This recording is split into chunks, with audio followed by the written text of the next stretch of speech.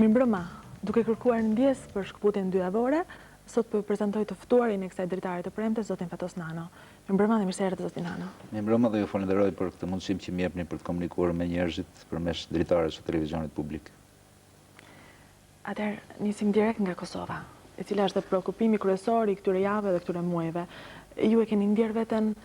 jashtë lojrave politike, apo mirë të themi jashtë skenave ku përgatitet zgjidhja e krizës kosovare? Apo merrni pjesë dhe ju në mënyrën tuaj? Nuk do të mendoja se në Shqipëri të paktën, ose përgjithsisht në këtë aleancë ose partneritet Shqipërisë me NATO-n dhe fuqitë e mëdha, po bëhen lojra me Kosovën. Aq më pak lojra të rrezikshme. Nëse do të kisha ndjerë këtë, natyrisht do të isha shprehur publikisht duke u përpjekur të luaj rolin tim që të mos luhet më me këtë çështje të madhe. Për fat mirë, kjo çështje nuk është vetëm pjesë e çështjes shqiptare tani më, sepse në krizën e Kosovës, e cila ka rritur në një pikë vendimtare, janë pleksur principe dhe vlera që përfshijnë të sotmen dhe të ardhmen e bashkëjetesës së popujve dhe të angazhimit të institucioneve ndërkombëtare për të ndërtuar një tjetër planet dhe një tjetër realitet të shkëputur nga historitë e luftrave, sidomos për Ballkanin, ku tashmë dihet që duhet ka përcyer një e kaluar e stigmatizuar nga Churchilli, për shembull, që popujt e këtij rajoni, të vogël në raport me planetin, kanë prodhuar më shumë histori se sa janë gjendje të tresin, apo në këtë pjesë të globit ka më shumë gjeografi, histori se sa gjeografi. Them, kam rritur në një pikë vendimtare, edhe angazhimi i politikës shqiptare për këtë çështje, sepse pas gjithë kësaj historie deportimesh, gjenocidi, spastrimi etnik që ka përfshirë qindra mijë njerëz, më shumë se 1 milion tashmë janë të shpërngulur. Jashtë Kosovë dhe disa qindra mijë të tjerë mbredhin në kërkim të mbrojtjes dhe të mbrojtësve brenda në Kosovë. Tashmë janë vënë në diskutim probleme kapitale si raportet midis qytetërimit të ri demokratik dhe rendit të marrëdhënieve ndërkombëtare në periudhën e pas luftës së ftohtë dhe historisë së konflikteve që përcjell e kaluara edhe në realitetet e sotme. Janë vënë në diskutim institucione që në zhvillim e sipër po zgjerojnë aftësitë dhe instrumentet e tyre për të krijuar siguri, prosperitet dhe mbrojtje për të gjithë popujt pavarësisht nga madhësia apo nga vendodhja e tyre në tregjet globale. Dhe po shtrohen përfundimisht për zgjidhje problemet e raporteve midis Europës së re dhe atij kampionit demokracisë dhe të stabilitetit marrëdhënieve ndërkombëtare që janë Shtetet e Bashkuara të Amerikës. Midis kësaj organizate të sigurimit europian dhe euroatlantik, siç është NATO-a, dhe një organizmi më të gjerë dhe më përfaqësues se sa ajo, siç është OKB-ja. Dhe mbi të gjitha po shtrohen probleme konceptuale dhe praktike për të përcaktuar kufit deri në të cilët mund të respektohet edhe kur ai është në duart, sidomos të diktatorëve dhe të shpërdoruesve të pushtetit, si Miloševići në rastin konkret, sovraniteti i një vendi kur shkelen të drejtat themelore të njerëzit, kur mohohen liritë e ushtrimit të tyre për popujt të tërë dhe veçanërisht një popull si shqiptarët që nuk i kanë borxh askujt, përkundrazi në historinë e vet kanë ditur të rreshtohen për krah formacioneve dhe aleancave që kanë poshtur murtaja të tilla edhe në historinë e re, siç është angazhimi ynë antifashist, apo të ndihmojnë dhe popujt të tjerë që janë bërë viktima të murtajave naziste, siç i futët dhe përgjithsisht ruajmë dhe të afirmojmë vlerat dhe vitalitetin tonë kombëtar. Prandaj unë mendoj se tashmë në këtë pikë decizive që ka mbritur kjo çështje, edhe zgjidhja është më e afërt. Dhe do të kërkoja një vlerësim edhe të politikës shqiptare dhe një kuptim më të plot të njerëzve në Shqipëri, dhe tashmë njerëzit në Shqipëri janë një pjesë të madhe dhe vëllezër, motra, prindër dhe fëmijë nga Kosova, që ende janë thellësisht tronditur nga tmerret dhe masakrat, për të bërë të mundur që të mos e gjykojmë zgjidhjen kaq larg, të mos e quajmë veten të humbur dhe pa shpresë në lodrat e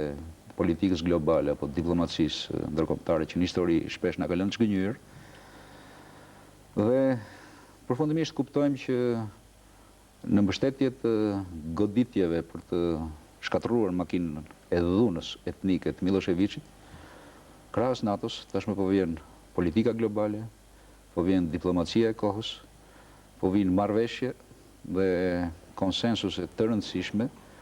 midis të gjithë faktorëve që bëjnë të mundur që të bllokohet kjo diktaturë e fundit që po dhunon të drejtat e një populli të tërë në Ballkan, e cila për fat mirë është kuptuar se kërcënon të ardhmen e gjithë popujve të Evropës dhe të vetë rendit marrëdhënieve ndërkombëtare. Pra po vim tek zhvillime të tilla si edhe marrëveshja e mbrëmshme e grupit të vendeve kryesore të industrializuara, pra dhe me rolin më të madh në politikën botërore, plus Rusin, e cila për herë të parë sjell një kompromis, dhe politika është arti i smundshmes,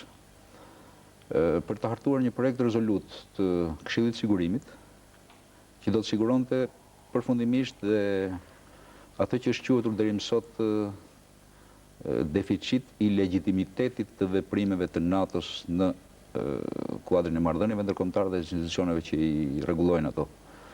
Pra do të përfshijë dhe OKB-n në këtë çështje dhe autoriteti i ndërhyrjeve të NATO-s pa u zëvendësuar vjen dhe forcohet sepse gëzon dhe një mandat të një organizmi gjithëpërfshirës të gjithë popujve dhe vendeve të botës, siç është OKB-ja. Natyrisht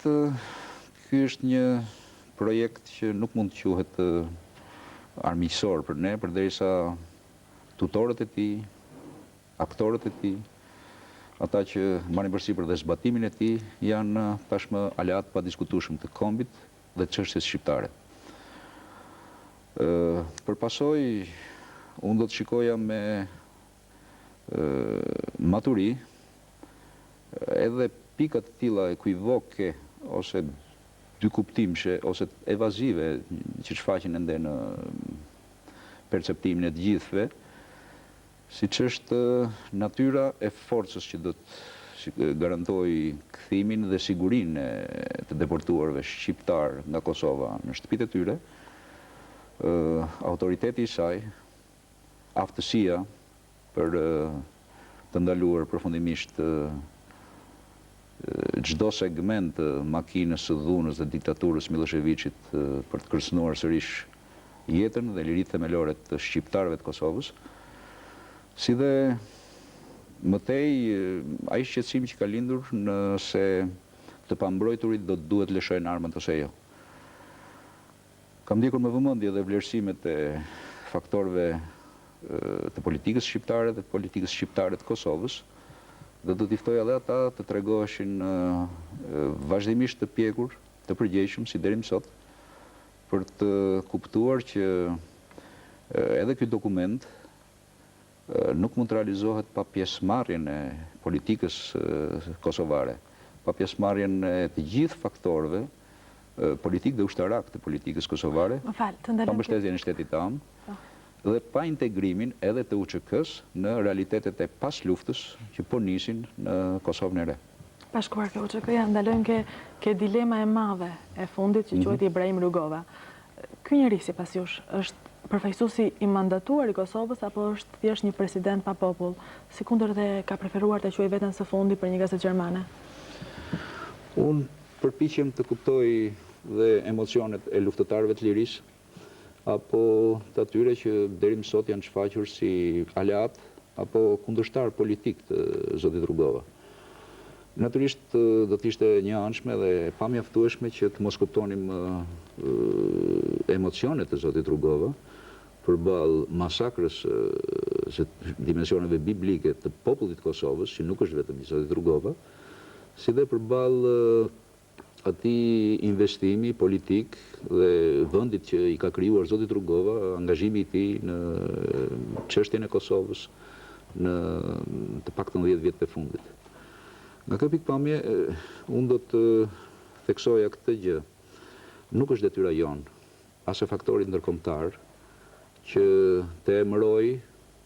se kush do ta përfaqësoj popullin e Kosovës pas mbarimit të luftës dhe në kushtet kur vetë kosovarët, pasi të kthehen në shtëpitë e tyre, pasi të nis puna për rindërtimin e jetës, të institucioneve, pra pasi të filloj të hedhë rrënjë paqja, do të mundësohet të votojnë lirisht për alternativat politike dhe përfaqësuesit e tyre që ata do t'u japin mandatin, pra dhe besimin, për t'i drejtuar dhe zgjedhjet janë periodike. Nga kjo pikpamje, ashtu siç kam biseduar edhe me vetë zotin Rugova, edhe me përfaqësues të tjerë të faktorëve të politikës kosovare, edhe me zotin Demaçi në takimin e fundit që patëm në fillim të këtij viti, do t'i ftoja të gjithë të mirë kuptonin sërish, sepse janë vetëm zgjedhësit kosovar, shqiptarët e Kosovës, ky popull që deri më sot ka ditur të votojë edhe në kushte terrori, ata që do të zgjedhin përfaqësuesit e tyre dhe tashmë kredibiliteti është më i madh, sepse ata ditën që krahas rezistencës paqësore të zhvillojnë dhe forcat të denja të rezistencës së mirëfillt dhe të organizuar ushtarake në mbrojtje ndaj dhunës së një regjimi që i godiste duke abuzuar me pushtetin. Prandaj unë e shoh të parakoshme që cili do jashtë sovranit popull në Kosovë të marrë përsipër të përjashtoj apo të emëroj para se të krijohet një realitet për zgjedhje të lira në Kosovë, përfaqësuesit e këtij komuniteti të madh, të tashmë aleat të komunitetit demokratik të popullit. E megjithatë Tirana zyrtare do i duhet të zgjedh midis Thaçit dhe Rugovës, apo nuk ka nevojë, thjesht duhet të përpiqet të ritentoj në bashkimin e faktorit kosovar, politik kosovar. Tirana zyrtare nuk besoj se ka krijuar ndonjë devijim në traditën veçanërisht të kohëve të fundit, pas 29 qershorit, për gjithë përfshirje dhe vlerësim serioz të gjithë faktorëve politik në Kosovë, pavarësisht nga e kaluara apo nga paragjykimet që burojnë nga e kaluara. Edhe kohët e fundit, qeveria e koalicionit progresist, qeveria e zotit Majko, ka luetur jo vetëm deri në Rambuje, por dhe pas saj një rol pozitiv për të ruajtur dhe për të forcuar kohezionin dhe koherencën, pashuar alternativat e faktorëve që përfaqësojnë popullin kosovar në terren dhe në ambientin politik. Prandaj nuk besoj se Tirana zyrtare, qeverisë apo partive politike do të duhet tani më të ndajnë thela dhe të përcaktojnë favoritët e tyre, sepse kjo do të ishte një thik pas shpine për gjithë këtë sakrificë të madhe që përballojnë shqiptarët e Kosovës dhe shqiptarët e Shqipërisë që po u kurojnë plagët atyre. Bukoshi, sikundër e keni njohur ju, është kryeministri i përkushtuar nga mërgimi apo kreu i një trafiku të shumë përfolur? Do të shmangja sërish gjykimet bardhëzi, sepse zoti Bukoshi për arsye të njohura, ashtu si shumë militantë të tjerë të çështjes kombëtare dhe të çështjes Kosovës, ka qenë i detyruar të zhvilloj vrimtarin, dinjitetin dhe figurën e tij, për fat keq në ekzil. Dhe si tillë është afirmuar dhe si një faktor politik. Dihet që ai përfaqësonte ekzekutimin në ekzil të Lidhjes Demokratike të Kosovës, që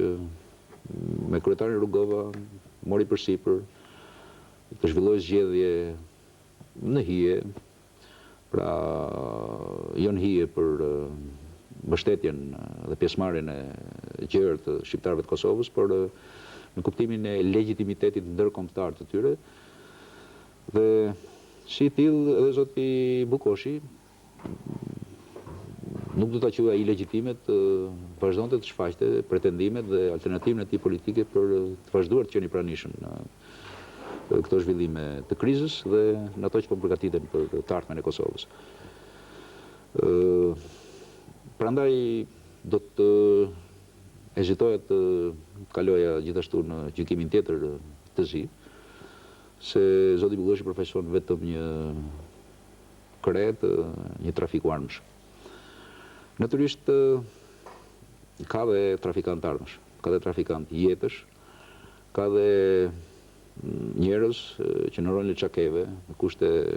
lufte, përpiqen të pasurohen. Aty ku ka viktima dhe atë janë të shpërfillës ndaj gjakut. Duhet të ruajmë të gjithë gjaktësinë për të mos lejuar që kjo gjë të ndodhi më. Dhe në rast se nëpërmjet armëve, veçanërisht armëve që trafikohen për qëllime pasurimi, kërkohet të krijohet një influencë apo një pushtet politik, ky do të ishte shqetësimi më i madh që duhet na bashkohet gjithë për ta bllokuar. Ju keni qenë në dieni të trafikut të armëve gjatë kohës kur ishit kryeminist, që bëhej nga Shqipëria për në Kosovë? Natyrisht që kam qenë në dieni, natyrisht që ishte një nga angazhimet e strukturave së shqiptare dhe të vetë qeverisë, të strukturave specializuara dhe të atyre të rendit, për të identifikuar dhe për të bllokuar çdo veprim klandestin, çdo veprim të paligjshëm, thjesht çdo trafik, jo vetëm armësh, por dhe çdo trafiqe të tjera të parregullta, që destabilizonin jo vetëm flukset financiare dhe investimet publike për të krijuar stabilitet në këtë vend, mirëqenie për njerëzit, dhe pra dhe mundësi më të mëdha për të ndihmuar Kosovën martire, por sillnin dhe paqëndrueshmëritë e institucioneve dhe veçanërisht mundësi për konflikte politike që do të destabilizonin dhe vetë Shqipërinë në kushte kritike, sidomos në 2 vjet e fundit. Prandaj nuk do të thosha që as zoti Bukoshi, as ushtria shlirimtare e Kosovës, siç përflitet, janë përfaqësuesit tipik të trafikut të armëve apo të narkotrafiqeve, siç nuk mund të them se edhe në radhët e tyre nuk kanë penetruar dhe nuk vazhdojnë të përpiqen për të penetruar njerëz që u mungon çdo skrupull dhe përpiqen të pasurohen, dhe pastaj do të ishte më e rrezikshme nëpërmjet vrimtarisë mafioze ekonomike të krijonin një pushtet kriminal politik. Prandaj nuk mund të them përfundimisht që Miloševići ka drejt, apo gjithkush tjetër që e përdor si tezë këtë në raportet midis fuqive të mëdha për zgjidhjen e çështjes Kosovës, se Shqipëria është një vend pa autoritet, pa ligj, një bazë furnizimi në mënyrë ilegale dhe mafioze apo trafikante të strukturave të tjera terroriste që krijojnë probleme në Kosovë, ashtu siç nuk mund të mbyll për asnjë çast syt përballë rrjeteve ndërkombëtare, mafjas rajonale dhe rekrutëve që normalisht ata përpiqen të kthejnë shërbim të tyre edhe në Shqipëri, për këto vrimtari që vetëm jetë institucionale dhe stabilitet politik nuk duan. Ushtria Qlirimtare e Kosovës, nëse nuk keni vendosur i pari marrëdhëniet miqësisht pas zyrtarisht, ju duket se e ka gjithë marketingun e domosdoshëm të figurës, të sakrificave të saj, apo i mungon? Nuk besoj se as Ushtria Qlirimtare e Kosovës, apo faktorët të tjerë që kanë përfaqësuar çështjen e Kosovës, as institucionet e Shqipërisë, do ta quanin të ezauruar punën e tyre dhe do ta konsideronin çdo kontribut të deri sot të mjaftueshëm. Nga kjo pamje dhe Ushtria Qlirimtare e Kosovës, e cila ka fituar një autoritet pa diskutueshëm jo vetëm në Kosovë, por dhe në kontakt me partnerët ndërkombëtar që duan të zgjidhin çështjen e Kosovës, një çështje komplekse që nuk prek më vetëm padrejtësitë historike ndaj kombit shqiptar apo integritetin e çështjes shqiptare në Europën e Re, edhe pra kjo Ushtria Qlirimtare e Kosovës do duhet të afirmohet më mirë, të krijojë më shumë besueshmëri, dhe në qoftë se marketimi në këtë rast do të ishte një term i agresivitetit kontakteve me publikun, me partnerët ndërkombëtar, ai bëhet më i domosdoshëm veçanërisht në këtë kohë kur ka një imazh jo shumë të qartë, ka spekullime të mëdha dhe kërkohet të denigrohet apo të zvetnohet roli atdetar dhe kurajua civile me cilën është paraqitur jo vetëm në Kosovë, por edhe në marrëdhëniet ndërkombëtare Ushtrisë Qlirimtare e Kosovës, një faktor edhe politik. Ne nisëm ta bëjmë këtë duke u përpjekur të mbajmë përgjegjësinë dhe të luajmë kontributin tonë si qeveri e Republikës Shqipërisë, që është në pranverën e vitit të kaluar, duke nxitur dhe duke ftuar përfaqësuesit e Ushtrisë Qlirimtare të Kosovës, jo në mënyrë preferenciale dhe as të diskriminuar në raport me faktorët e mirëfillt politik të Kosovës, zotin Rugova dhe të tjerë, që të shfaqen si faktor me potenciale politike, me mbështetje politike, dhe me aftësi për administrimin e një pushteti civil i cili u bë dhe objekt i konfigurimit në kuadrin e bisedimeve të Rambujës dhe të procesit përcaktimit të statusit Kosovës në Rambujë. Pra, lind e domosdoshme që UÇK-ja së pari të mos denigrohet nga shqiptarët, as në Kosovë, as në Shqipëri, por të mbështetet si një faktor i fuqishëm, i denj, për të bashkëjetuar me përfaqësimin e gjerë politik dhe popullor të shqiptarëve të Kosovës, me institucionet e Shqipërisë dhe me partnerët ndërkombëtar, në mënyrë që masakra si kjo e fundit të mos lejohen të ndodhin më. Ju jeni takuar me Miloševićin në tetor, në 97 në Kret. Ju duket të keni gabuar dhe nëse do riktheheshim në kohë, do ta ribënit sërish? Do ta ritakonit Miloševićin? Nuk besoj se gjykimi mund të jetë kaq i thjeshtë nëse është gabuar në atë kohë dhe nëse a mund të përsëriten gabimet të tilla. Sigurisht ai që vjen pas, edhe unë që gjykoj veten time, është në gjendje të përfitoj nga gabimet e të tjerëve. Nuk mendoj se në kohën e dhënë për cilën flasim, takimi me Miloševićin, i cili ishte takim midis drejtuesve të institucioneve të dy vendeve, ishte një hap i gabuar sepse ai nuk ishte jashtë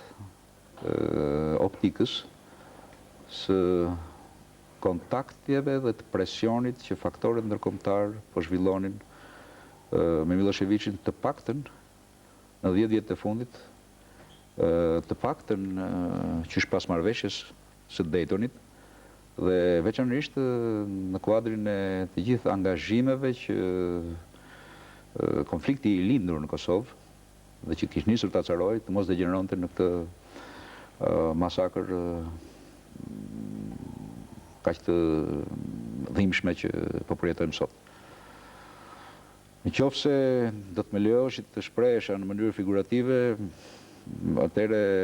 më lejoni të them që dikush duhet ta bombardonte i pari Miloševićin, por unë nuk shoh ndonjë element mburje në këtë, sepse bombardim do të thotë dhe ballafaqimi i koncepteve politike dhe i kërkesave të ligjshme edhe nga pikpamja e legjislacionit ndërkombëtar midis përfaqësuesve të vendeve fqinj me të cilët jemi të detyruar në mos të dënuar të ndajmë jo vetëm kufit, por dhe një fat të përbashkët. Aq më mirë kur ky fat i përbashkët nuk lihet më në mëshirën e zhvillimeve spontane dhe është bërë objekt vëmendje dhe për fuqitë që rregullojnë marrëdhëniet ndërkombëtare. Unë me Miloševićin besoj se nuk kam bërë gabim në emër të qeverisë shqiptare, të koalicionit sotëm të qeverisës, me cilin i kam para përcaktuar dhe më pas ndjekur zhvillimet që lidhen dhe me këtë takim, kam paraqitur të gjithë optikën e Shqipërisë dhe në maksimum në mundshëm për të gjithë kontaktet që paraprin këtë takim edhe interesat e faktorëve politik të Kosovës, për të filluar shtensionimin e marrëdhënieve i cili nuk mund midis dy vendeve, i cili nuk mund të niste pa rikthimin e autonomisë së mohuar që shpreh 10 vjetësh për Kosovën në ish Jugosllavi, si dhe hapa konkrete që do të çonin në shtensionimin e marrëdhënieve midis shqiptarëve dhe serbëve, duke nisur nga zbatimi i marrëveshjes së arsimit, që do të kthente universitetin shqiptarëve të Kosovës, deri tek lirimi i burgosërve politik, tek hedhja e hapave ligjor dhe praktik për reintegrimin e përfaqësuesve të popullsisë majoritare shqiptare në Kosovë, në administratën publike, në ushtri, në polici, në gjykata e tjerë, në mënyrë që klima e marrëdhënieve midis shqiptarëve dhe serbëve e prishur për shkak të regjimit Miloševićit të niste të gjeneronte besim dhe të krijonte hapësira për bashkëtesë. Këto hapësira për bashkëtesë pastaj do të sillnin në kuadrin e kontakteve më normale midis shqiptarëve të Kosovës dhe shqiptarëve të Shqipërisë. Pse jo?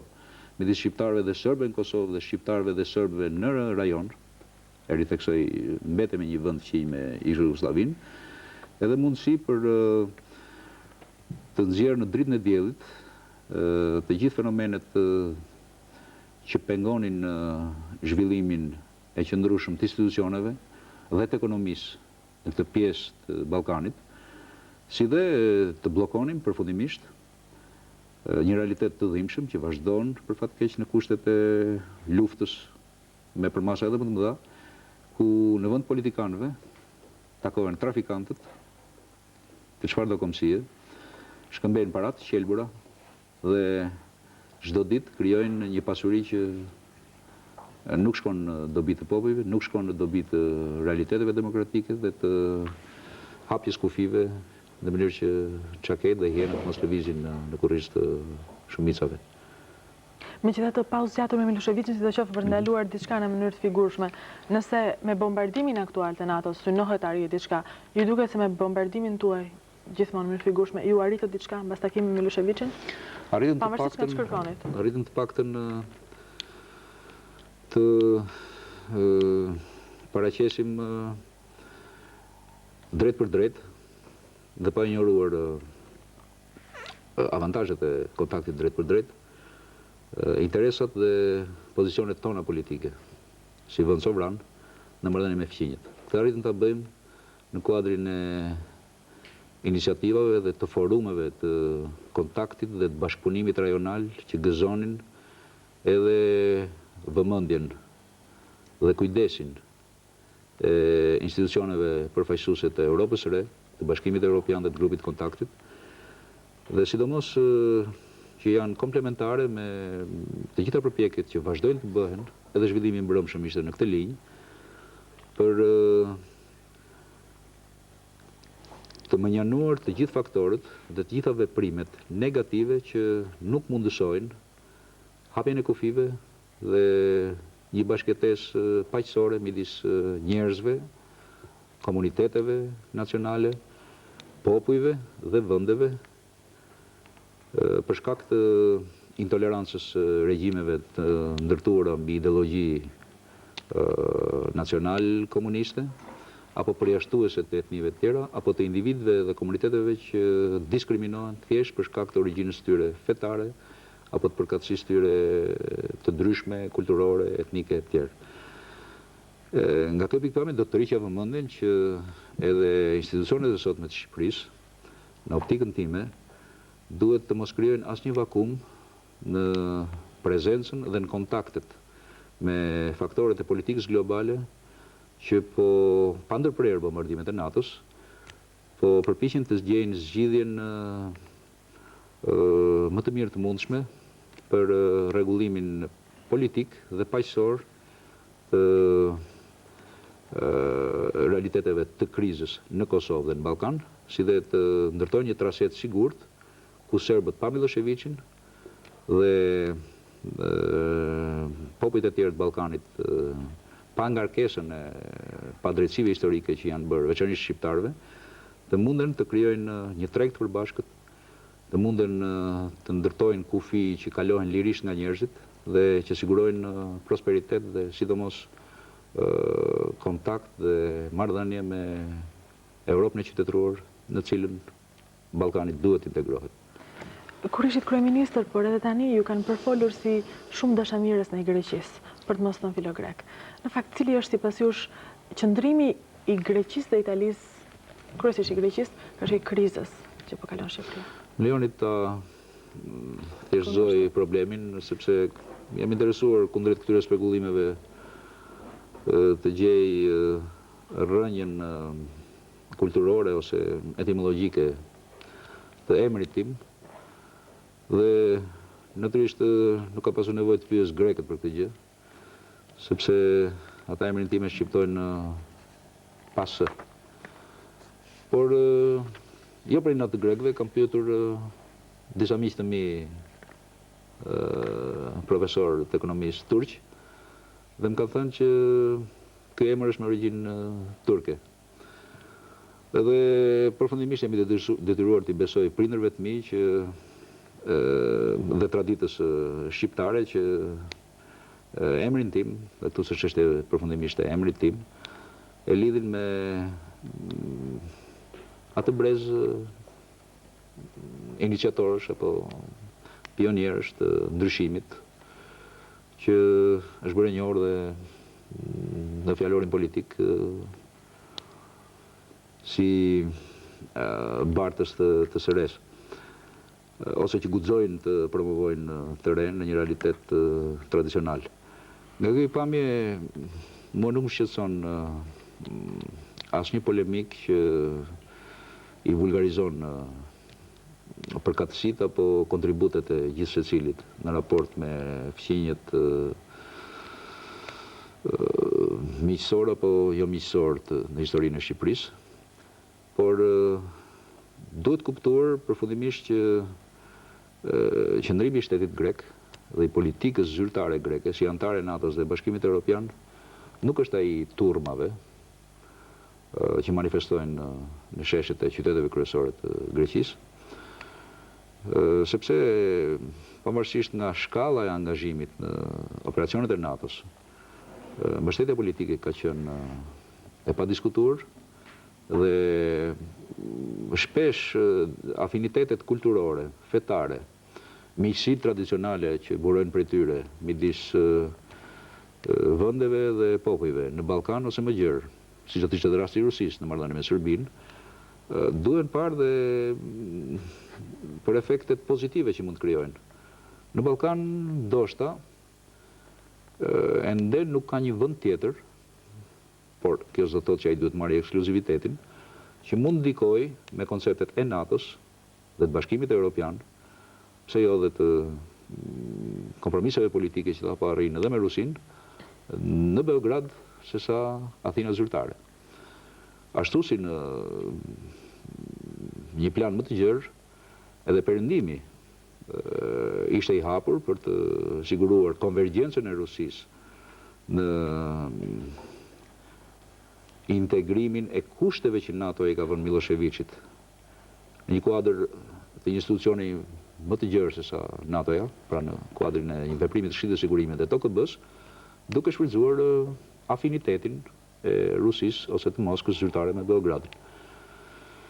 Prandaj unë përpiqem të paktën të mos bie i pari në emocionet historike dhe të mos bërtas i pari se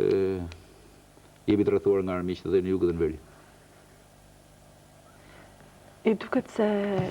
kriza që po kalojmë e ka mençuar sa do pak politikën shqiptare, apo asgjë nuk po verifikohet? Nuk mund të them se politika shqiptare është në stagnacion. Shenja urtësie dhe mençurie ka, të paktën në të gjitha çfaqjet dhe komponentët që kanë çuar realisht në një ulje tensionit politik brenda vendit. Nuk po ushqej iluzione se gjithçka është zgjidhur, por shikoj më shumë përgjegjshmëri dhe njerëz të përgjegjshëm në të gjitha partitë politike për jo vetëm të mos prishur atë solidaritet që po tregojnë shqiptarët në Shqipëri dhe në Kosovë për të përballuar krizën, por dhe për të fuqizuar më tej kohezionin e politikës shqiptare, përfshirë atë kosovare, në partneritet dhe në aleancë me fuqitë e mëdha për të ndalur përfundimisht të japin fund polemikave shterpe, gjë që s'do thotë në ana tjetër që të pushojmë totalisht jetën politike në vend, sepse edhe për Kosovën, edhe për Serbinë, dhe për Ballkanin po kërkohet zgjerimi i hapësirave demokratike dhe ndarja nga politika e konflikteve të skaluarës për siguruar një tartme të ndryshme. Nga kjo pikpamje, unë nuk pajtohem me ndonjë vështrim në media ose më tutje që tashmë të gjithë partitë shqiptare duhet të pushojnë së funksionuari sepse partia e të gjithëve është NATO. Por mendoni se duhet të shohim diçka përtej Kosovës dhe është momenti që të reflektojmë qysh tani dhe jo mbasi krizat të zgjidhet? Do të dëshiroja të isha i bindur se nuk jemi vonë për këtë gjë. Pra, shkurt, jemi tamam në kohë që duhet të fillojmë të angazhohemi totalisht dhe me vëmendje të gjithanshme për zhvillimet e pasluftës në Kosovë, në Shqipëri dhe në Ballkan. Përderisa edhe partnerët tanë po e bëjnë këtë gjë. Sepse t'i rikthehemi stër mundimit, jo vetëm të shqiptarëve, jo vetëm sakrificave sublime që po bëjnë të gjithë shqiptarët, veçanërisht kosovarët përballë kësaj masakre të një kombi të tërë, por dhe sforcos me cilin po punojnë institucionet e Shqipërisë për të përballuar gjendjen e krijuar dhe problemet jetike të 400.000 të ardhurve në një vend që vazhdon të jetë i varfër. Me siguri dhe ju do të ngacmonit, kam thënë që nuk është e mjaftueshme përfundimisht që kjo krizë të përballohet vetëm me koncepte dhe me receta humanitare. Për faktin se vërtet kjo është një çështje e principeve më të larta që kanë nisur të rregullojnë përmbi konceptin e vjetër të sovranitetit të marrëdhënieve ndërkombëtare, pra çështje e respektimit të dinjitetit të njerëzit dhe të humanizmit dhe të marrëdhënieve ndërkombëtare midis popujve, por vetëm rehabilitimi fizik apo psiqik i të masakruarve dhe i të deportuarve të Kosovës në Shqipëri apo gjetk, nuk siguron një tartme të qartë dhe rilindjen e shpresës për vetë ata. Nga kjo pikpamje, do të përshëndesja iniciativat amerikane, europiane, dhe nga kjo pikpamje sërish do të kërkoja më shumë angazhim të politikës shqiptare dhe të institucioneve të Shqipërisë për të nisur të projektojnë dhe të miratojnë qysh tani mënyra më frytdhënëse të harxhimit të resurseve njerëzore dhe të parave se sa këto të ndalimit krizave dhe të mjekimit të plagëve që shkaktojnë luftrat dhe diktatorët që duhen likuiduar. Sepse pa krijuar kushte normale, pasjellë prosperitet dhe zhvillim të ekonomisë në Shqipëri, në Kosovë, në tërësi në Ballkan, pa krijuar institucione të qëndrueshme demokratike dhe financiare për lëvizjen e lirë të vlerave dhe të njerëzve që i bartin ato, është e pamundur që të kemi iluzionin se krizat të tilla nuk do të përsëriten. Pavarësisht nga kriza, nga fatkeqësia që është e përbashkët, a nuk ju duket se në një farë mënyrë qeverisë aktuale shqiptare i ka ardhur fati? Ka një lloj shansi që çdo lloj qeveri do ta kishte cili. Është një lloj vendosjen e qendrës së vëmendjes që është shumë e pëlqyeshme. Kam përshtypjen që kjo është në logjik Bixhozi. Jo juaja. Ju interpretoni sensibilitetet publike. Ose një logjik krejt e pamjaftueshme dhe simpliste që në rast se do të bënte klient apo viktima politikan, do të ishte me pasoja. Për faktin se unë i theksoj, askush nuk mund të ndërtoj fatin e tij, karrierën e tij, kredibilitetin e partisë politike që përfaqëson apo të institucionit për cilë është mandatur të drejtoj nga zgjedhësit në Shqipëri, mbi bazën e këtij gjykimi naiv, se kur një popull i tërë masakrohet, deportohet, kjo qenë ka vetëm një investim heroik për fitimtarin e një lufte që nuk do të kishte të mbijetuar. Prandaj tashmë është urgjente që politika shqiptare, institucionet e këtij vendi të nisin të investohen realisht për menaxhimin e situatave të pas krizës, jo vetëm me njësi emergjence, si dhe për hartimin dhe riaktivizimin e projekteve të zhvillimit afatmesëm dhe afatgjatë të Shqipërisë, si dhe të infrastrukturave që do ta lidhin Shqipërinë, jam i bindur Kosovën, me vendet e tjera të Ballkanit dhe me Europën e re. Ky është fati që duhet ndajmë së bashku dhe këtë fat mund ta ndërtojmë vetëm pa përjashtuar njëri tjetrin. Do doja t'ju lexoja diçka. Është një frazë që përdor shkrimtari Detyra Golli në një revistë Spektor, ku shpjegon situatën politike në PD dhe PS. Pavarësisht nëse ju e gjeni veten apo nëse ju prek, do doja një përgjigje. Pra, i kemi parë qeveritë e tjera se çfarë kanë bërë. Kanë hapur depo të armëve dhe kanë shpërndar ushtrinë, kanë lënë të digjet kryeministrin dhe kanë ikur me brek në përkëmbë në Maqedoni. Tani kur gjithë bota është me djem të rinj kësaj qeverie, fillon e lëviz gjarë prej smirës. Asi nuk jemi ne që qeverisim në këto kohë. Ç'më mendoni për këtë rast të shkrimtarit? Është një frazë që dhe ju e cilësuat drejt ka përshtypjen e shkrimtarit. Në qoftë se nga shkrimtari do të kalonim në gjykime politike, aq më shumë të politikës partijake, natyrisht që ajo nuk e shpreh të paktën dallimin midis periudhës para 29 qershorit dhe as dallimin midis ngjarjeve të para dhe pas 14 shtatorit, nga të cilat edhe shkrimtari Agolli me koshiencën e tij politike ka vuajtur dhe është prononcuar publikisht. Prandaj unë nuk do të thosha që gjithë historia e këtij vendi fillon me kategorinë e të rinjve që përmend shkrimtari. Sepse vërtet ky komb është vital. Vërtet çdo brez do të zëvendësohet nga të rinjt. Por në rast se konceptet historike që shkrimtarët i kanë më afër se sa politikanët do të adoptoheshin në mënyrë mekanike në trajtimin e marrëdhënieve midis brezave, apo në trajtimin e miqve dhe të kundërshtarëve në politikën e një vendi, kjo do të sillte të paktën stagnacion. Ne kemi në dorë që edhe Maqedoninë,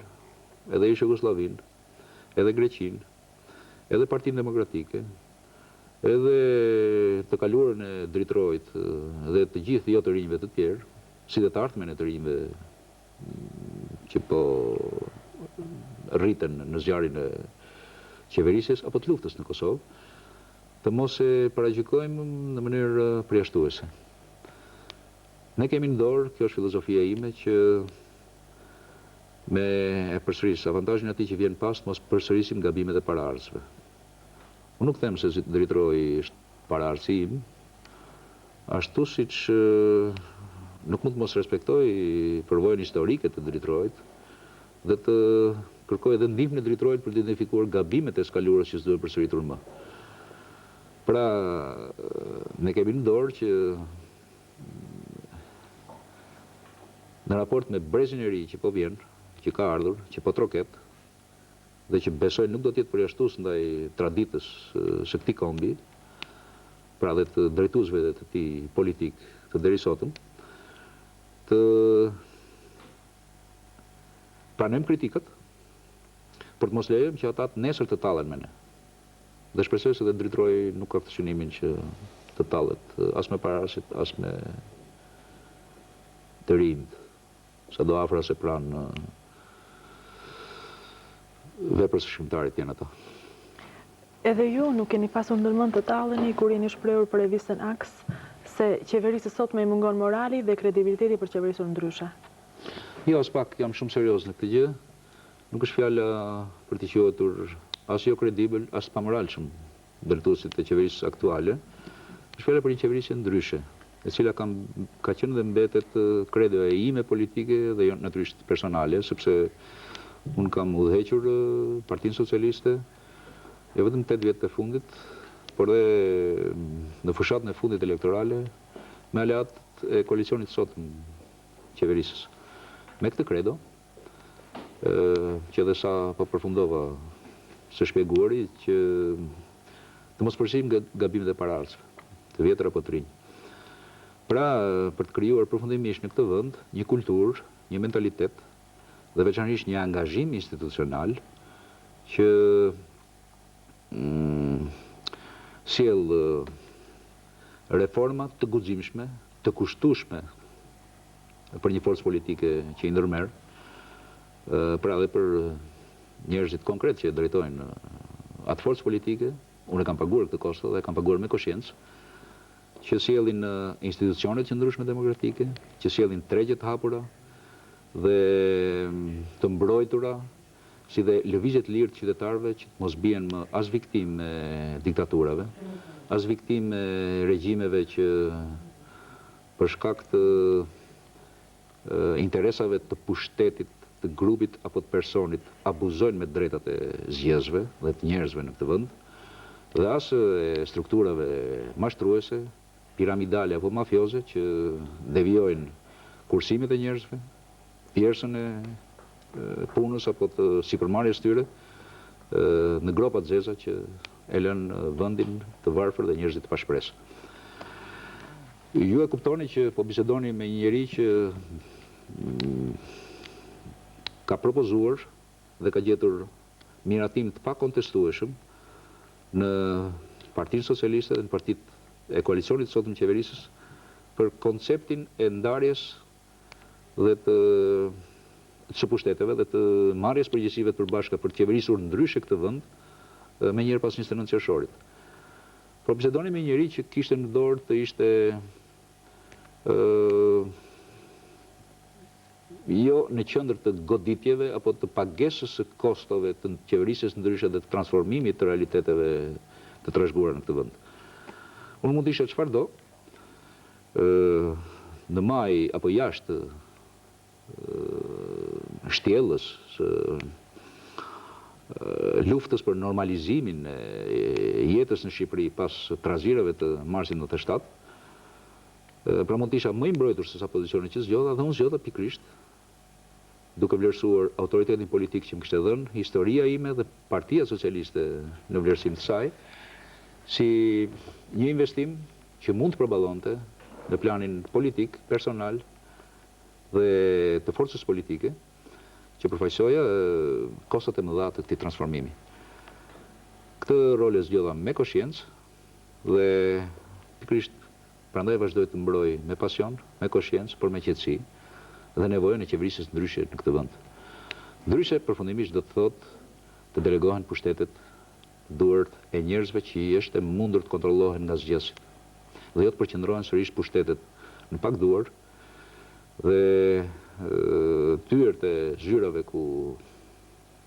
drejtojnë këto pak duar të mbyllen sërish për qytetarët.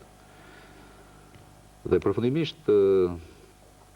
zhvillohen më tej reformat strukturore të ekonomisë, që të kemi sa më shumë banka private në vend të fondacioneve apo të sipërmarrjeve të dyshimta që globërojnë paratë e njerëzve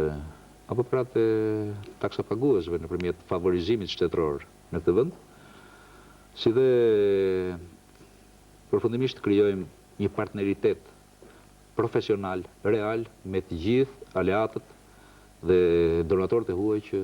vazhdojnë të jenë të interesuar që edhe kontributet e taksapaguesve ndërkombëtar për Shqipërinë të mos u mbasin në vrim malceze. Për të ndaluar edhe pak e konceptin ndryshe, ju duke qenë edhe ideolog, keni qenë në gjendje dhe vazhdoni në gjendje ta shprehni më mirë se kushdo konceptin ndryshe. Pse ju nuk e materializuat apo e keni materializuar? Jo, nuk besoj se kam arritur ta bëj këtë gjë dhe nuk besoj se askush mund të pretendojë se nanu është i dështuar se s'arriti të bëj këtë gjë. Paktën kjo është një përgjegjësi e përbashkët dhe askush nuk mund të bëj as ideolog, as i administrator i pushtetit i vetëm ndryshime të tilla shumë dimensionale dhe historike në këtë vend. Unë kam kërkuar partner dhe do të vazhdoj të kërkoj partnerët, por nuk mund të ushqej iluzione se partnerët që kam gjetur deri më sot janë më pak për të përgjegjshëm apo përgjegjës se sa unë në gjithçka që ka ndodhur deri tani. Pra do të kërkoj edhe të tjerët të njëjtën përgjegjësi, jo thjesht për të bërë analiza dhe për të përcaktuar një meritokraci të re politike në gjirin e Partisë Socialiste apo të koalicionit sot në qeverisës, por për të bërë të mundur përfundimisht që pushtetit mos vazhdoj të administrohet në mënyrë tradicionale, në mënyrë populiste, dhe veçanërisht të mos hapet rrugë më militantizmit politik për interesa të ngushta ekonomike. Militantët, të cilët ju i keni përjashtuar me shumë dëshirë, nuk i duket se tani më shumë se kur do kishit nevojë për ta, apo asnjëherë s'ka nevojë për militantët vetes, një lider? Në militantët në konceptin tim janë njerëzit më të etur për të mos e larguar terren, për ta përqafuar terren. Pra edhe filozofinë dhe politikën e të qeverisurit ndryshe të këtij vendi. Ata janë dhe njerëzit më të triva, më kurajos. Pra ata nuk i tromen as konkurimit meritokratik dhe kërkesave për të përshtatur kontributet politike me aftësitë profesionale në ndarjen e pse jo, të funksionave dhe të posteve që ende konsiderohen në konceptin tradicional favore. Në nga kjo pamje një gërshetim i militantizmit politik me aftësitë për të merituar funksionet publike është mesazhi më i mirë që duhet vazhdohet dhe mund vazhdohet të jepet militantëve edhe të Partisë Socialiste dhe të cilë do formacion politik që pretendon të mbajë apo të marrë pushtetin në një vend në tranzicion. Çdo optik tjetër do të ishte fenomenet janë sheshit dhe nuk duhet ta përdor këtë si një kasus për të fituar edhe nga ky kontakt me publikun pik në opinionin publik. E kundërta do të ishte trajtimi i militantëve si klient apo si roje të pozitës privilegjuar që i jep cili do që ka mundësi të ofroj poste një grupi njerëzish për të realizuar interesa që nuk shkojnë në dobi të gjithë qytetarëve. Sepse po ndjek me vëmendje dhe mjaft fenomene në qeverinë e sotme, që ngritje e parë shqetësimin se kishte ndodhur një deformim i respektit apo i vlerësimit të militantëve apo i premtimeve ndaj tyre kundrejt posteve që siguron marrja e pushtetit. Deformim që shfaqet në një klientelizëm të tipit tjetër. Po takoj dhe po dëgjoj gjithnjë më shumë njerëz që po hiqen nga puna sepse që nga të nanos. Dhe do vinte mjaft keq dhe prandaj po e ndaj këtë shqetësim me publikun, nëse profesionistët pagoditen si njerëz që mbështesin nanon apo politikën e nanos, sepse kjo do të ishte një goditje e rëndë edhe për ato pak hapa serioze, pozitive, që u bën gjatë 14 muajve që unë drejtova qeverinë në drejtim të krijimit të një administrate të qëndrueshme, të garancive ligjore që profesionistët pavarësisht nga përkatësia apo militantizmi politik të mos preken nga ndryshimi i qeverive, dhe kjo do të cënonte edhe angazhimin dhe qëndrueshmërinë e funksionarëve publik, e teknokratëve, për cilët veçanërisht vazhdon të ketë nevojë ky vend dhe që mund sigurojnë një tartme në raportet e shërbimeve publike që duhet të ofrojë administrata qytetarëve dhe zgjedhësve. Duke u shprehur se mendoni që po hiqen njerëz si të nanos, mos po tretoni veten si opozit brenda PS-s? Natyrisht unë kam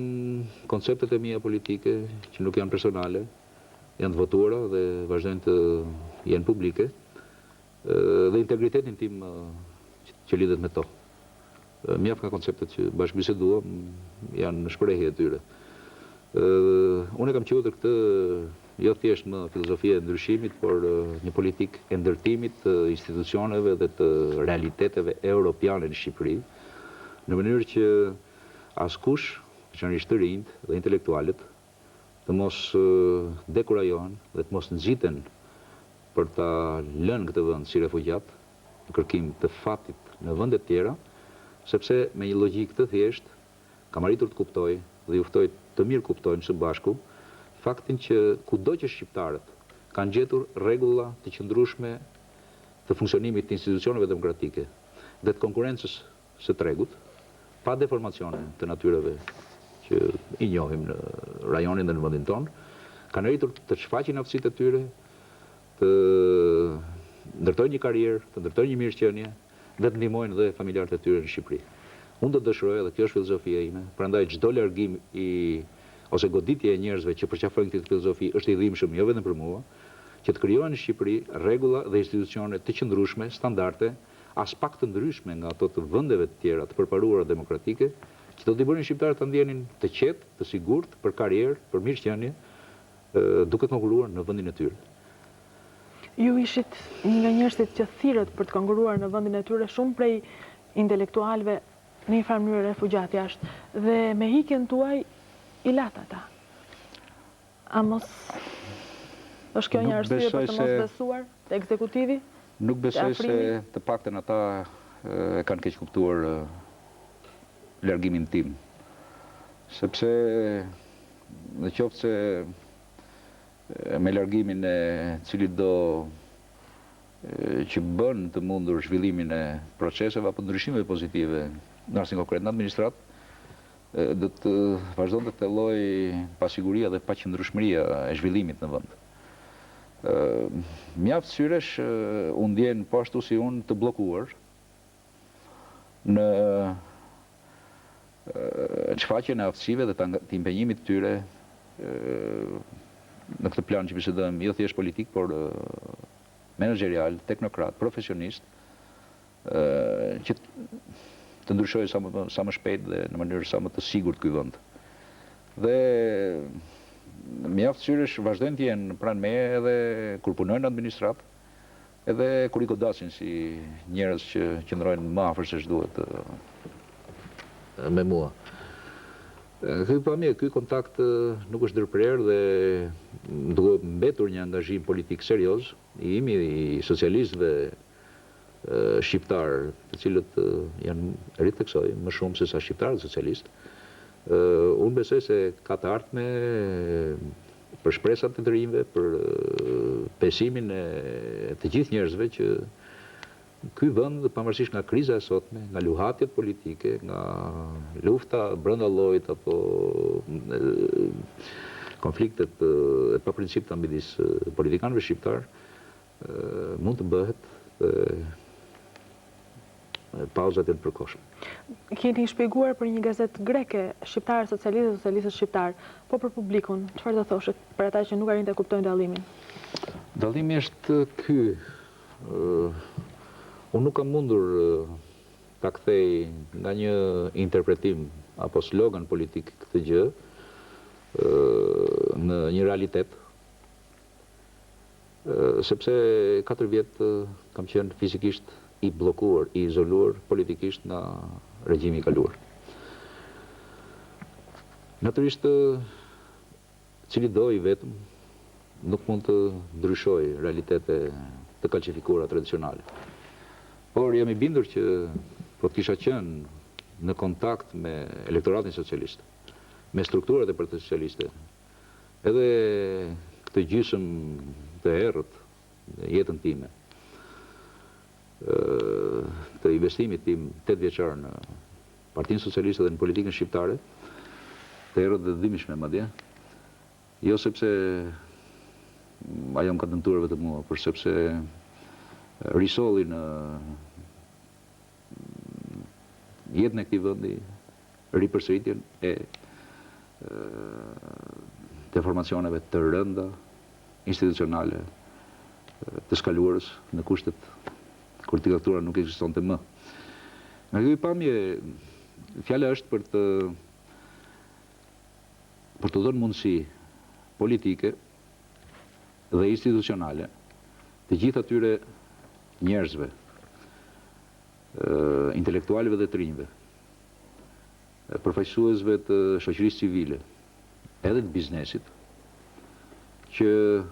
janë rreth Partisë Socialiste, votojnë për të, kanë kohë që vërtiten pranë dyrëve të saj dhe gjëra të mbyllura për shkak të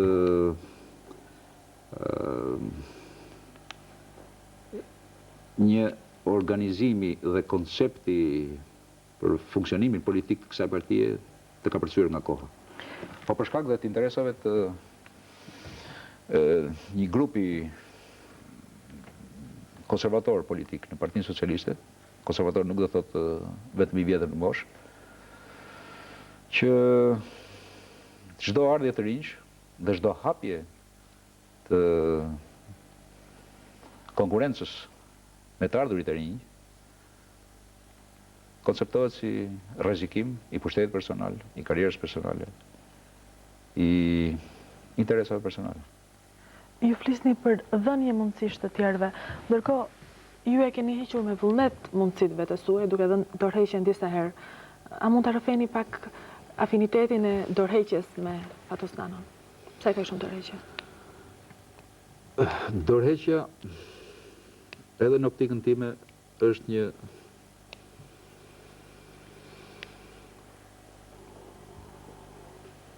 investim që nuk mund të bëhet pa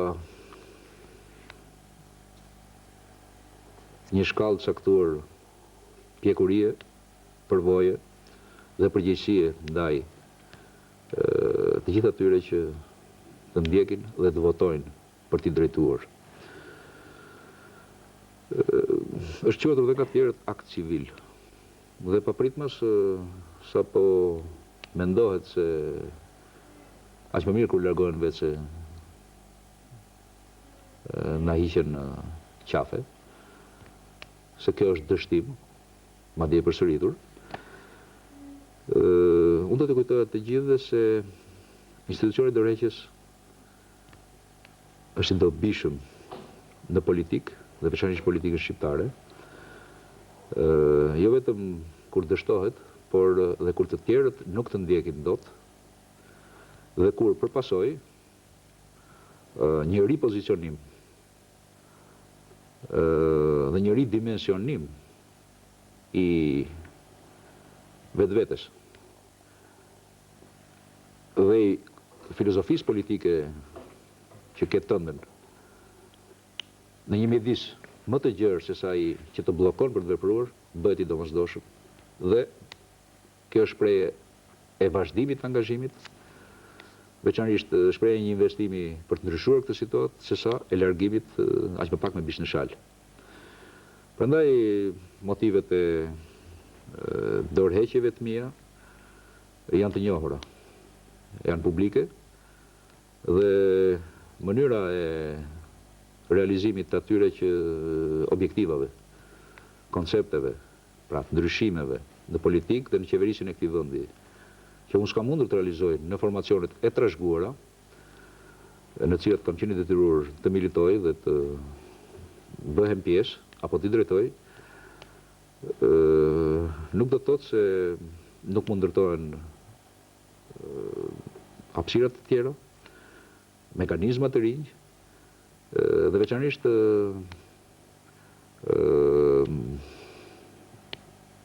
zhvillime politike të ndryshme nga likuidimi i kundërshtarëve, që do të bënin të mundur afirmimin e mëtaftme në kushtet e ekzistencës së rregullave të barabarta të lojës për të gjithë. Të japërdorëshjen kërkon edhe vullnet, që ju e keni demonstruar. Po të qëndrosh gjatë, të qeverisësh gjatë, a nuk kërkon dhe kjo shumë vullnet, dhe a keni pasur ju këtë vullnetin e qeverisje? Unë besoj se po më kujtoni autokritikën që bëri Demaçi në takimin e fundit me mua, edhe ai nuk ishte në planin thjesht personal. Gjithkush duhet të shikoj çfarë s'ka funksionuar në këtë vend dhe në raportet midis njerëzve në këtë vend. Demaçi më tha normalisht kam pasur një mendim tjetër për ju, sikur ishit njëri ambicioz për të marrë pushtetin, për të nostalshuar pushtetin, pra dhe për ta shpërdoruar pushtetin. Me veprimet që keni bërë, më lejoni për mungesë informacioni apo gjykim të pamjaftueshëm, t'ju kërkoj ndjes sepse s'qen keni të tillë. Pra nuk është çështje tek vlerësimi për mua, por është edhe interesimi juaj për vlerësimin tim për këtë çështje. Unë nuk besoj se përdorimi i pushtetit mund të kthehet si qëllim vetvete për komoditet personal, familjar, në raport me të tjerët dhe me zgjedhësit, jashtë realizimit të premtimeve politike, programeve elektorale,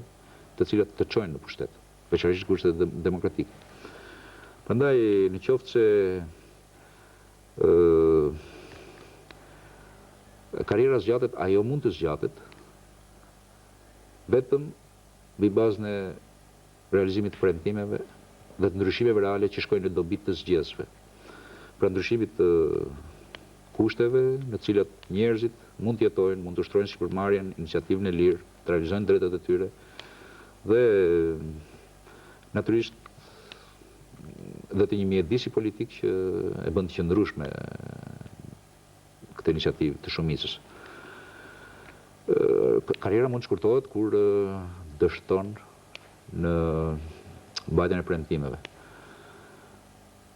Ka pasur dhe nuk duhen lejuar ndodhin më përpjekje për të mbajtur me zorr në mënyrë arbitrare pushtetin, pavarësisht nga realizimi i premtimeve. Unë jam larguar vetë sepse nuk do të dëshiroja që pa aftësinë e një grupi njerëzish, pa përgjegjësinë dhe mungesën e gatishmërisë për të bashkëpunuar për qeverisje ndryshe në këtë vend, ta ndaja dhe unë për shkak të dështimit dhe të mos realizimit të premtimeve që i kemi dhënë elektoratit. Kam thënë dhe përsëris që Shqipëria nuk është ajo që premtuam 29 qershor. Dhe kam bërë këtë zhvendosje nëpërmjet dorëheqjeve në politikën shqiptare për të siguruar një konsensus më të gjerë dhe për të gjetur më shumë partnerë që janë të aftë të rikthehen këtyre premtimeve dhe veçanërisht të garantojnë realizimin e tyre. Nuk do doja që ashtu siç ndodhi në qeverinë e mëparshme, ashtu siç ka ndodhur në 50 vjet komunizëm, pavarësisht nga rezultatet, edhe sot të vazhdohet të mendohet dhe të punohet për të qëndruar pushtet pavarësisht nga zgjidhja e problemeve që kanë njerëzit. Premtimi juaj më i madh ishte kthimi i parave. Ju larguat se nuk do të mbani përgjegjësi për mos kthimin, që duket se nuk ka për të ndodhur kurrë për kthimin. Përkundrazi, ai që ju e quani premtim ishte një angazhim politik dhe elektoral i dimensionuar përballë jo turmave emocionale të lënduara nga humbja e kursimeve të jetës dhe nga trazirat e marsit në 87, por i një force politike, një koalicioni, kisha mjaft partner në krah kur fola me njerëzit në fushat elektorale për këtë gjë, që angazhoheshin për të identifikuar çfarë ndodhi, ku shkuan parat, për rekuperimin e gjithçkaje të mundshme nga kursimet e njerëzve të investuara në autoralitete të dyshimta, si dhe veçanërisht, e kam shprehur dhe përsëris dhe njëherë publikisht të gjë, për të ndryshuar konceptin e garancisë dhe të rrugëve që sigurojnë mirëqenie të qëndrueshme dhe mbrojtje të ardhurave dhe të kursimeve apo të investimeve të njerëzve. Përfundimisht, premtimi im ka qenë dhe mbetet si i tillë, qeveria që unë drejtova u angazhua dhe arriti të zgjidhë pjesën dërmuese të problemeve shumë të ndërlikuara që lidheshin me krizën e fajdeve, të kthente vëmendjen dhe shpresën e njerëzve jo tek e kaluara, tek sportele ku shpërndahen letra pa asnjë vlerë, përmbajtjen reale të cilave kanë grabitur mafia politike, mafia ekonomike, jo vetëm vendase, por dhe ajo rajonale. Fjala ishte për t'i kthyer njerëzit të punë dhe për të ndërtuar institucione të qëndrueshme ligjore dhe ekonomike që do të garantonin mbrojtjen dhe riprodhimin e investimeve të tyre, të ardhurave të punës, të kursimeve, si dhe të pronës që kanë apo do të siguronin nëpërmjet kësaj pune. Dhe ne arritëm që të identifikojmë një realitet jashtëzakonisht kriminal, me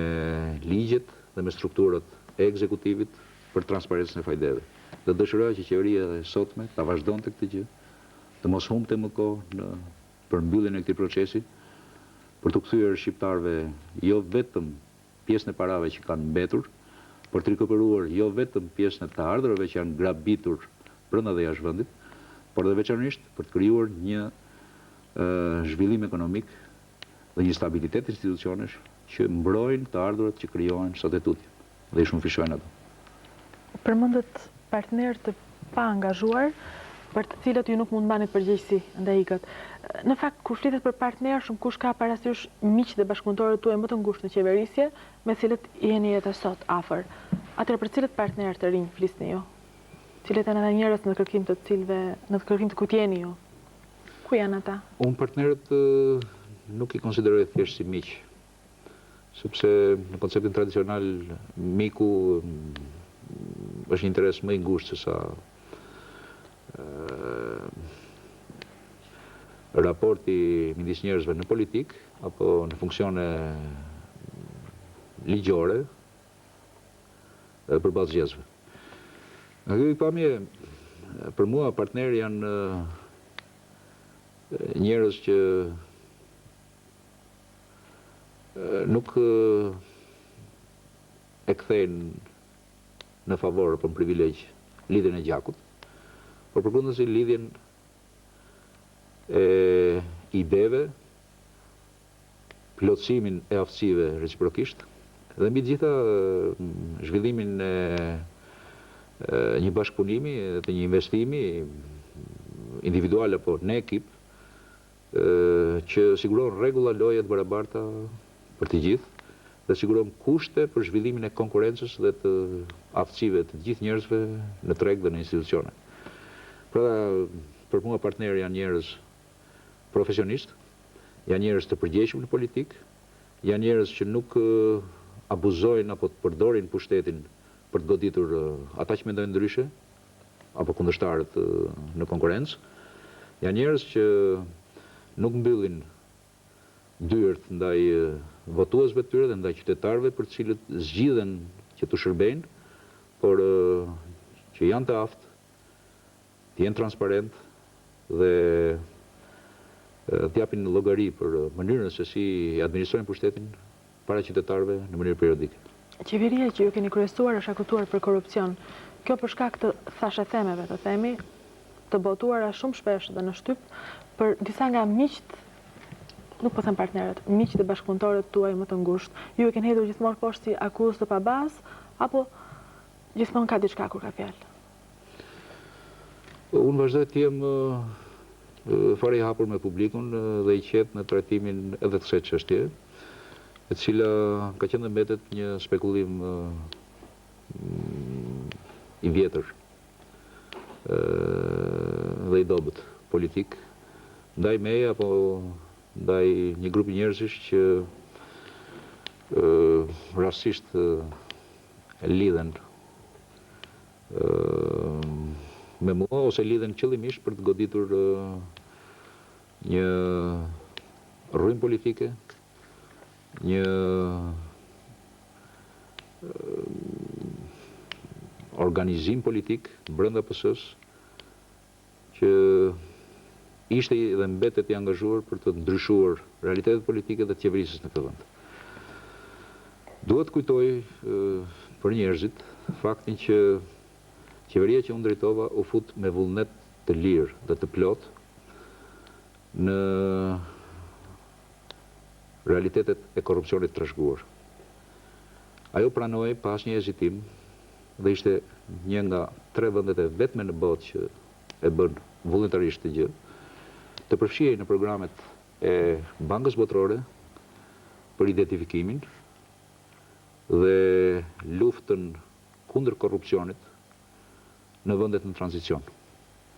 qofshin ish komuniste apo të botës në zhvillim. Dhe mbi këtë bazë ne hapëm kutinë e Pandorës, financuam së bashku me Bankën Botërore dhe me resurset njerëzore që administronte qeveria kryerjen e studimit mbështetur edhe në vlerësimet e njerëzve, të publikut, për shkallën e shtrirjes dhe për aspektet e çfaqjes korrupsionit të trashëguar dhe natyrisht edhe aktiv në Shqipëri, dhe përcaktuam një program të tërë, skema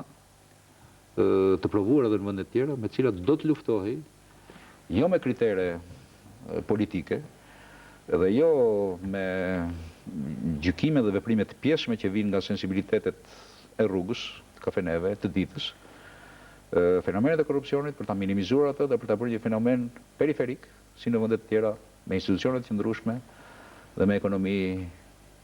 të fortë. E gjithë kjo u përdor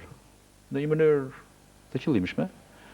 nga një grup i caktuar brenda politikës shqiptare, brenda koalicionit qeverisës, në institucionet dhe në qeveri që unë drejtoja, për avantazh politik, për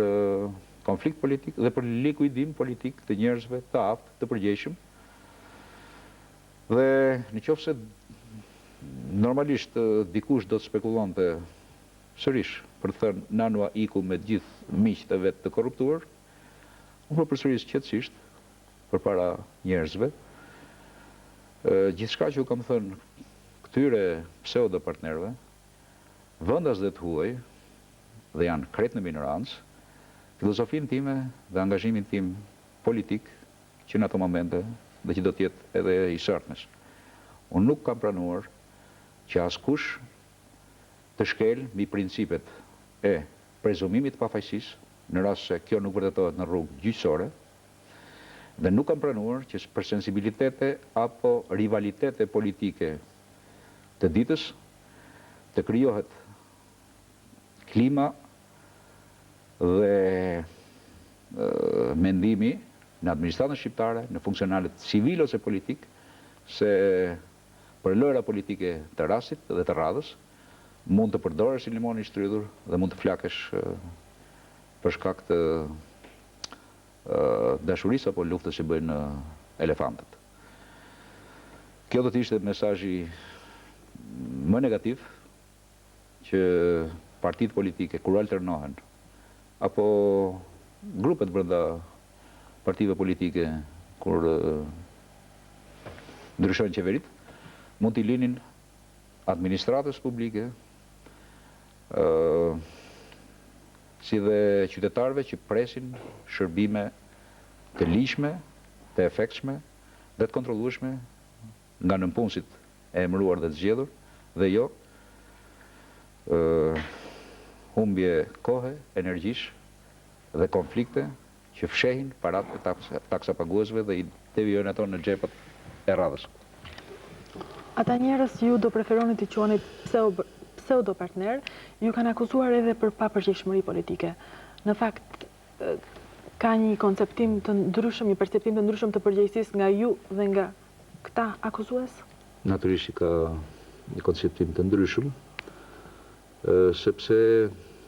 më lejoni ta përsëris. Unë ndahem me njerëz të tillë, me konceptet e tilla, në një çështje të rëndësishme të moralit politik. Kam qenë dhe mbetem i bindur dhe i angazhuar edhe në drejtimin e Partisë Socialiste, edhe në drejtimin e qeverisë që kam kryesuar, për të krijuar rregulla të tilla loje, një kuadër të tillë ligjor që do të bënte të mundur edhe rritjen e mirëqenies së të zgjedhurve, të nënpunësve, të drejtuesve të institucioneve që administrojnë parat e taksapaguesve apo ndihma ndërkombëtare për këtë vend, vetëm në rrugë të ligjshme dhe në masën dhe vetëm pas rritjes së mirëqenies së përgjithshme, pra krijimit të kushteve të prosperitetit për të gjithë shtetësit dhe qytetarët. Ndërsa koncepti atyre që unë i quaj pseudopartner, të papërgjegjshëm,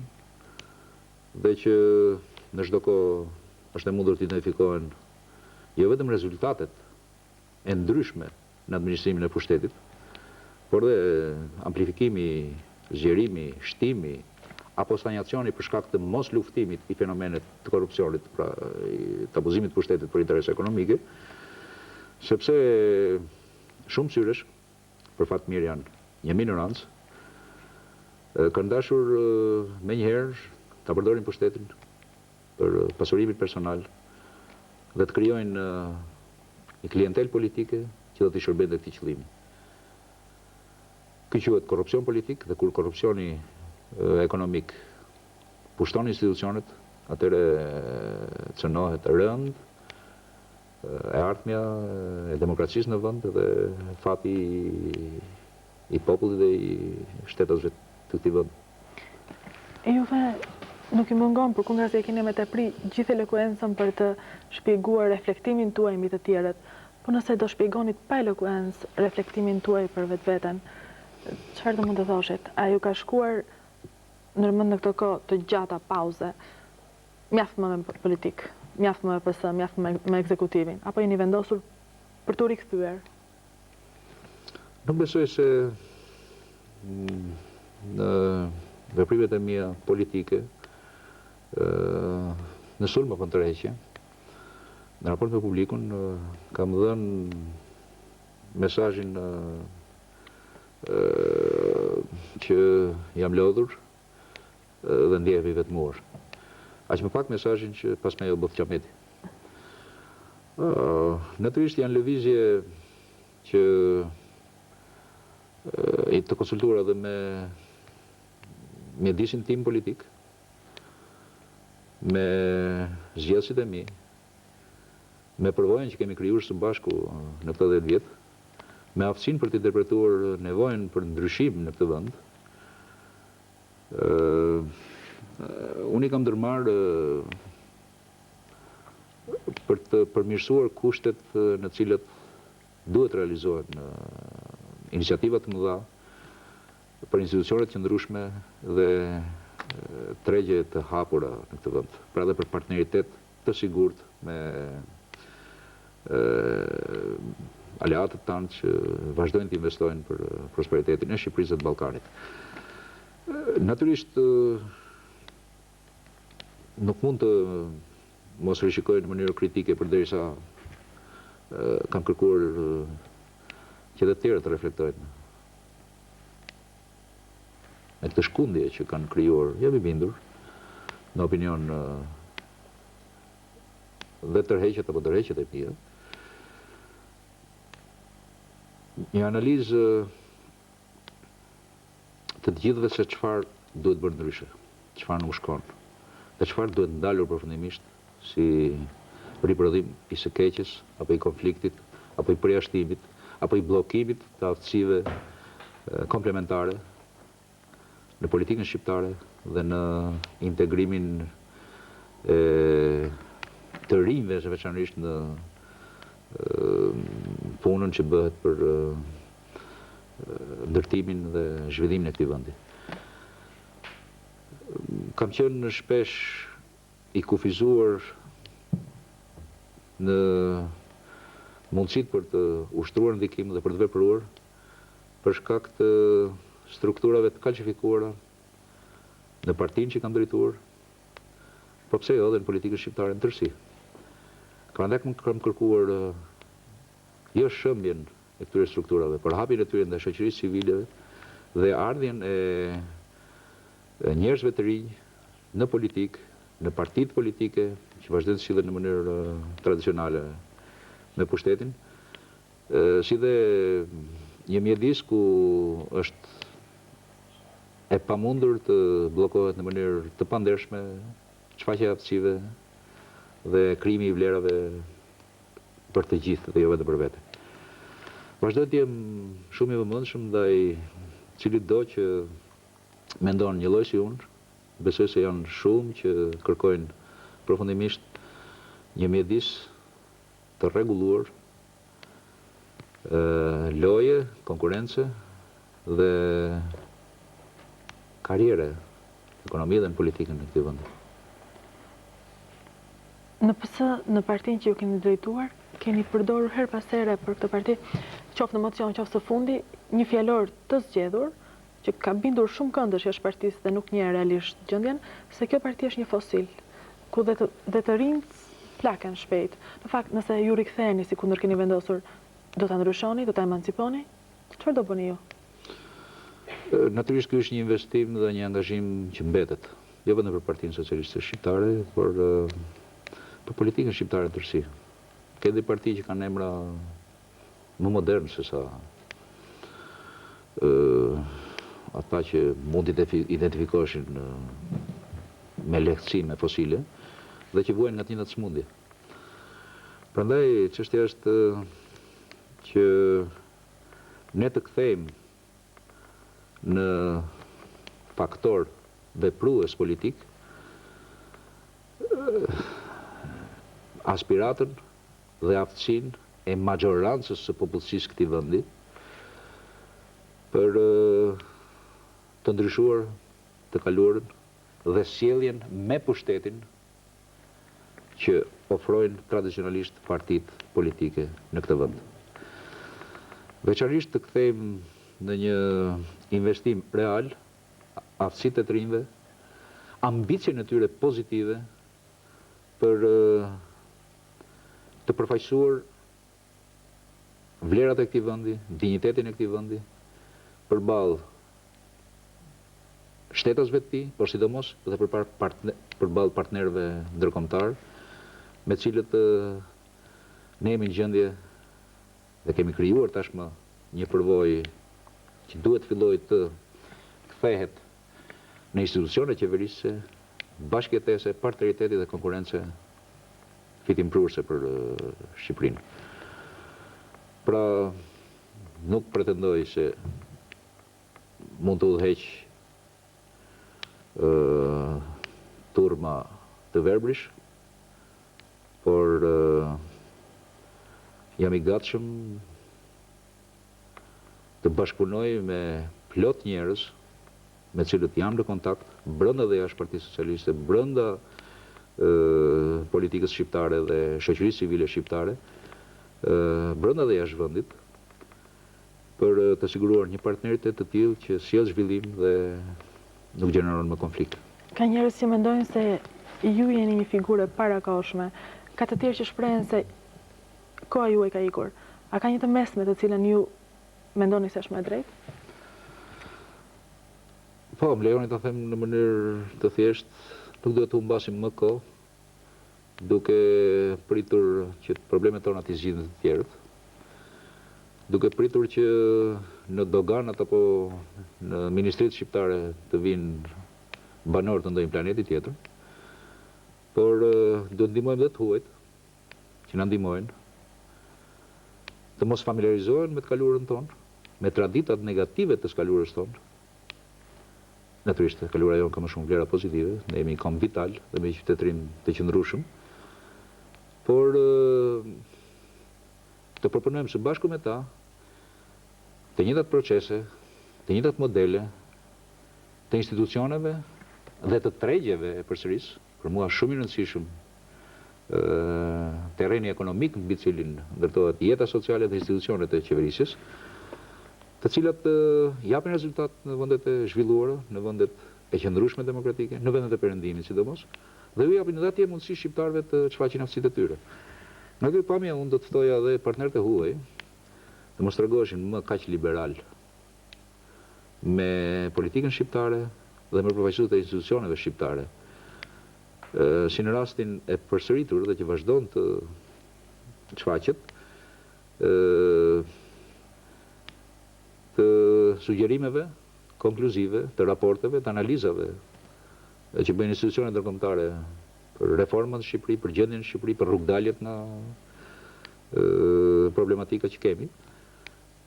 në ekonomi dhe gjendjen institucionale, duke thënë nuk ka modele standarde dhe fikse për këtë apo të zgjidhje. Këto gjykime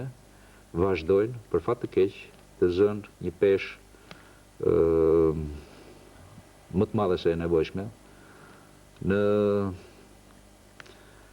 asistencën politike dhe institucionale që na jep bota. Unë do të thosha që së bashku me ta ne duhet të imponojmë këtë vullnet që kërkon zgjedhësi shqiptar dhe populli shqiptar. Ka modele standarde dhe ato janë modelet e demokracisë, të institucioneve të tregut, të hapjes kufive dhe të konkurrencës luajale që funksionojnë në Evropën e Bashkuar, në Shtetet e Bashkuara të Amerikës dhe në organizatat ndërkombëtare që i përfaqësojnë ato dhe në raport me vende si Shqipëria dhe rajonet si Ballkani. Ato duhet zbatuar pa diskutime, veçanërisht për të krijuar një gjyqësor efikas, për të krijuar institucione financiare që nuk ndikohen nga politika, për të krijuar garanci dhe stabilitet të administratës publike që asnjë faktor politik të mos e flak apo të mos ta përdor për interesa korrupsioni, si dhe për të krijuar besim dhe qetësi për qytetarët në sipërmarrjen e lirë dhe në gëzimin e drejtave themelore të njerëzit, si në gjitha vendet demokratike. Pse ju mendoni që shqiptarët do dëshironin që madje do kërkonin mbas pak kohësh që të ishit ju kryeministri i ardhshëm, për arsye se ju flisni bukur, se ju shpjegoheni mirë, se ju keni elokuencën hipnotizuese, madje edhe çorientuese, apo për çfarë arsye? Do të dëshiroja që të mos ishte kështu, sepse është shumë i rëndësishëm besimi dhe mirëkuptimi në komunikimin me njerëzit. Por kjo nuk duhet të kthehet në një narkotik. Forca e besimit që unë mendoj se çdo politikan dhe në tërësi politika duhet krijohet tek njerëzit është dhënia e garancive reale që ata të kontrollojnë politikën, vendimarrësit dhe të zgjedhurit e tyre jo vetëm një herë në 4 vjet. Dhe unë nuk besoj se mund të lejohet edhe kur flet bukur, në qoftë se ekzistojnë garanci të tilla ligjore dhe praktike për njerëzit, për qytetarët, për zgjedhësit, që të mashtrojë dhe të fshehë abuzimin me pushtetin pas fjalëve. Në qoftë se mbetet e vërtet kjo që thoni ju, që njerëzit e pëlqejnë këtë mënyrë shtrimi me fjalë dhe në praktikë të problemeve, atëherë unë nuk ka arsye të shqetësohem. Do të vazhdoj komunikimin me ta. S'njem vetëm. Thonë se në dashuri njerëzit nuk duhet ta mbajnë kokën mbrapa, ka gjithmonë diçka për të bërë para. A është edhe në politik, a verifikohet kjo edhe në politik, sidomos në majat, në hierarkinë politike? Çfarë iku? Do të pranoja në mënyrë pa paragjykime këtë që ju thatë në disa aspekte. Natyrisht që politika nuk ndërtohet mbi urrëtitjen, duhet ndërtuar mbi dashurinë. Dhe mbi gjitha mbi dashurinë për jetën e njerëzve, për rolin determinant që kanë njerëzit edhe në ndërtimin e jetës,